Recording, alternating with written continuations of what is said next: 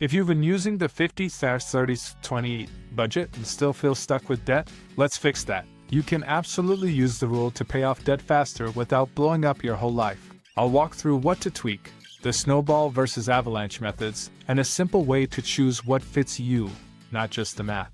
Quick refresher.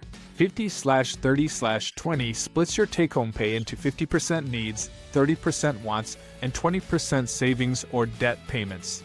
That last bucket is the flexible one. Savings can be your emergency fund or extra toward debt, so we're going to lean on that to speed things up. Here's the part most people miss. You don't have to stick to 50/30/20 forever. You can temporarily nudge the ratio to put more toward debt, pull a bit from wants, maybe even trim some non-essential pieces inside needs like premium plans you barely use. The trick is doing it on purpose and for a set period so you don't burn out or leave yourself exposed when life throws a curveball. Let's put real numbers to it. Say your take-home pay is $4,000 a month. 50% needs equals $2,000. 30% wants equals $1,200. 20% savings/debt equals $800. Your debts. Debt A, $1,500 at 6%.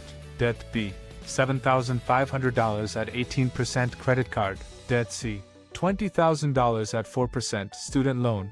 You decide to cut wants by $600, maybe fewer takeout nights, pause a couple subscriptions, swap a couple pricey outings for cheaper ones.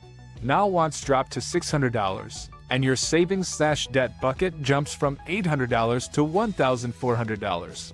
That extra $600 is your accelerator. So what do you do with it? Two classic options. Snowball method. Pay minimums on everything, then throw the extra at the smallest balance first. Here, debt A at $1,500. When that's gone, roll what you were paying into the next smallest.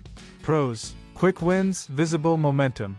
Cons: you might pay more interest overall. Avalanche method. Pay minimums on everything, then put the extra toward the highest interest rate. Here, debt B at 18%.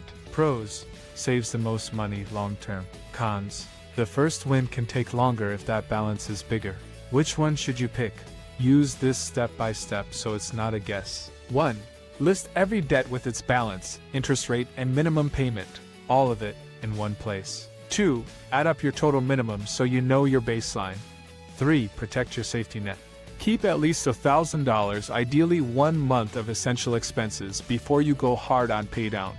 No heroics that leave you one flat tire away from new debt. 4. Decide how much to reallocate from wants and any non-essential needs to debt. Start small if you're nervous. $100, $200 still matters, and ramp up after a month or two.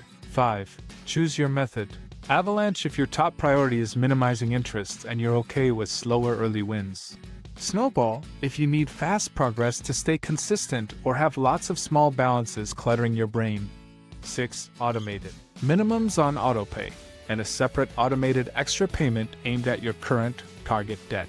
That separation helps you avoid "oops, I forgot" moments. 7. Reassess every 3 months. If income changes or a bill drops off, bump the extra payment. If you're feeling stretched, dial it back a little. Consistency beats intensity. Back to our example for a minute.